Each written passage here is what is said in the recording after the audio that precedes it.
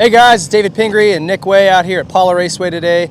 We're going to shake down the 2018 KTM 350 and 450. Not a whole lot of changes this year. Most of it was done into the suspension. They've got some different internals. The fork itself has a different type of seal that causes a little less stiction. They were having some issues with that last year. And this just allows it to move a little smoother.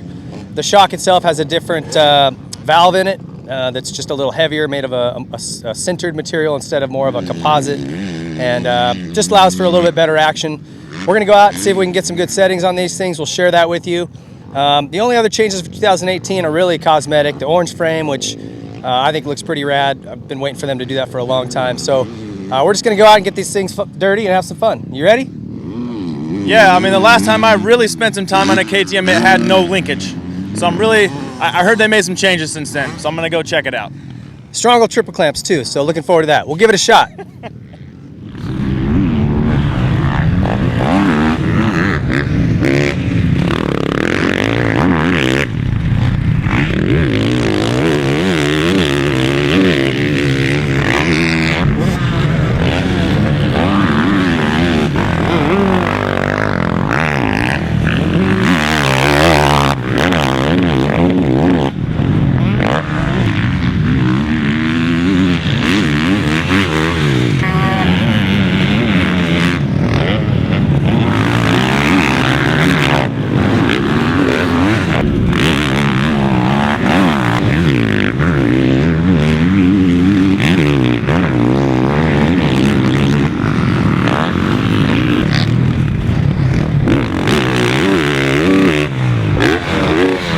All right, we put some laps in on both of these bikes, and I'll start with the 350. That's what I went out on first, and I've ridden this bike a lot before. I had one 2 years ago, and basically the same machine except for the suspension, and definitely a bigger fan of this fork. Not a huge air fork fan in general, but the AER is hands down the best air fork that I've used ever.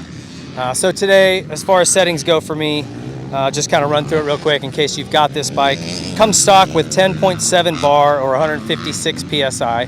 That's the stock recommendation. I ended up going a little bit up. I'm at 170 pounds, so I went to 11.1 bar, 161 PSI. And I had toyed back and forth with compression clickers, trying to find a good balance. Ended up back at stock once I found that pressure. So I would recommend maybe giving that a shot if you're in the same weight range as me. Compression and rebound clickers, both at 12, standard position. The shock, they're recommending 104, 105 mils. I'm at 105. I tend to like a little more sag in my bike, so started at 105, and that felt... Like more sag. I like more sag. So I'm at 105. I also did some turns on my high-speed compression. So compression and rebound clickers I left alone, but the high speed I ended up going out, and soften it up a little bit just to get it to kind of squat down and match the front. That was where I ended up. And I was pretty comfortable with that. The thing will gobble up the bumps pretty well, but still solid on big landings. If you needed to adjust the clickers, it's one thing that's great about this fork. You just, while you're still rolling, you can reach in and turn that dial and stiffen it up. So I was pretty comfortable with the suspension there. Turns really well. Thing dies. Once I softened that front up with the clickers, we kind of had gone back and forth. I found it where I could get it to settle into turns nice, and it worked really well for me. The engine, I went with the aggressive map. There's a standard and an aggressive. On this 350, I liked it. I liked the little extra hit, a little bit more aggressive power. The 450, I tend to like the stock one better because I can be smoother. But this one, I would check out that second map. I think you'll like it. Anybody that's maybe intermediate expert level at least. So great bike, really good if you're sort of a vet rider or somebody just looking for a little more power than a 250, but something more manageable than the 450. It's just a really nice mix right in the middle. So great job, and I love the way the thing looks this year. The orange frame, they've kind of got this thing looking like a real race bike. So no other complaints from me. I like the gearing. I really wouldn't touch anything outside of just starting there with those compression sag numbers and give it a run. So let's jump over to you, Nick. This was the first time you'd ridden a KTM, as you mentioned, in a long time. Just first impression of the bike, what was it? Yeah, I didn't move the bars. I didn't move the shifter, the rear brake pedal. Everything felt super comfortable. remember when I rode it years ago, it never really felt super comfortable to me in general after even spending an entire year on it. So, yeah, they've definitely come a long way. I see these guys out here testing all the time. So I think the results at the races and the pro races kind of show that those guys have been doing their homework. So I was excited to come check it out, as I've been a Cowie guy for a long time. Yeah, my first impression was the engine was really strong, especially for stock.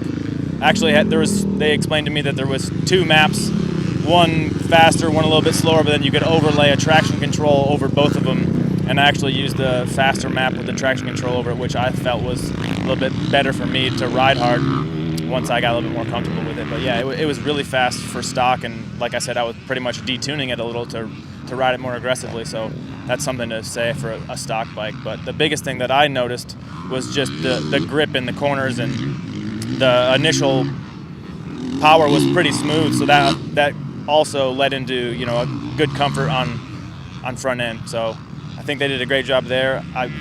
The other adjustments that I did make, the suspension was pretty soft for me, but out here at Powell, there's a lot of big jumps and a lot of G-outs, so it cornered great in stock form, but I stiffened it up from there.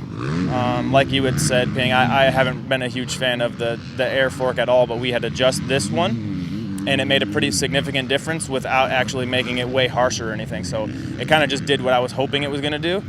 But ultimately, these air forks, I feel like could have a little bit more control on the fast, high-speed type of stuff. But all around, like you said, pretty impressive for a stock bike.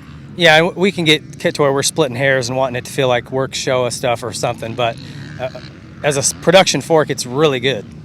Yeah, and absolutely. And for me, the bike feels pretty small, yet stable. I wouldn't say there's any big changes I would want to make to it if I were. If I was anybody. I think they've done a lot of refining to a bike that was already pretty great. And yeah, like you said, I don't know. I'm not familiar with the product line, but it sounds like they made a lot of updates to the look and stuff, which I think it's pretty rad.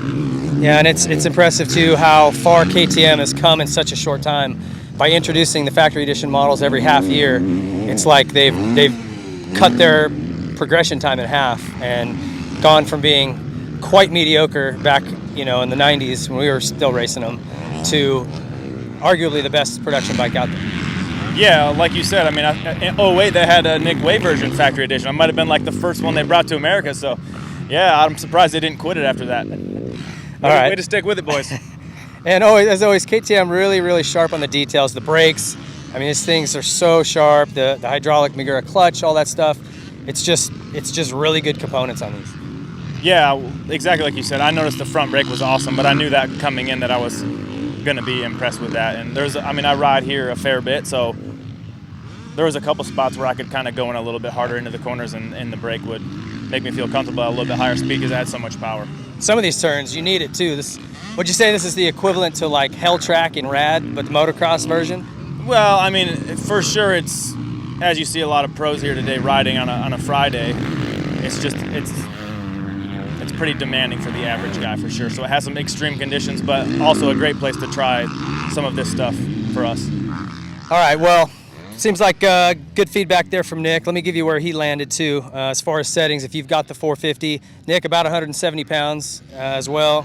And on the fork, stock is 10.8 bar or 156 PSI, and he went to 11.1 bar or 161 PSI, so he stiffened it up a little bit. That's approximately a spring rate. 12 clicks out is what stock is. He went in 4, so he's 4 clicks stiffer than standard, which is 12. Rebound is all standard at 12. On the shock, again, 105 on the sag is where they recommend. And high speed, it's 2 turns out is stock, and he went back in 3/4 of a turn, so he firmed that up a little bit to get it to ride a little higher. Compression is 15 and 15 on this shock, 15 out, 15 out. And you just went in 3 on the rebound to slow it down a touch.